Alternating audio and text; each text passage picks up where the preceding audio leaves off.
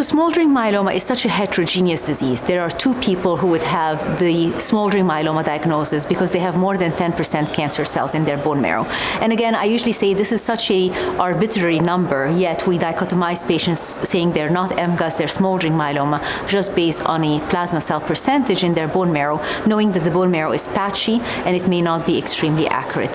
And the problem with that is you would have some patients who are diagnosed as smoldering who are actually more like an MGUS. They will likely not go on to develop myeloma in their lifetime. And we need to tell them that so that they're not anxious, so that they can enjoy their life, or we can give them other options of therapy that are less intense.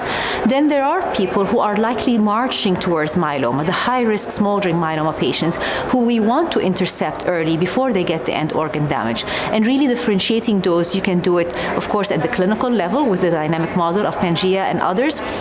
But you can also go to the deeper level of genomic and epigenetics, and then you can understand at the transcriptional level whether those changes are critical. And by doing both the DNA and RNA, you can get an understanding of the genetics, but also the transcriptional changes that can occur and can be predictive. And we know that both of those are critical. We've seen that indeed certain cytogenetic abnormalities and certain point mutations are critical, as well as MYC amplification, MAP kinase mutations, DNA repair mutations. These are all critical for progression. But we also know that there are certain transcriptional changes of cyclin D1, D2, and others, proliferative index, and all of those can help us understand who will progress in their lifetime. And by combining those with the 2220 model or other models, you can again be more accurate in predicting who will progress and who will not.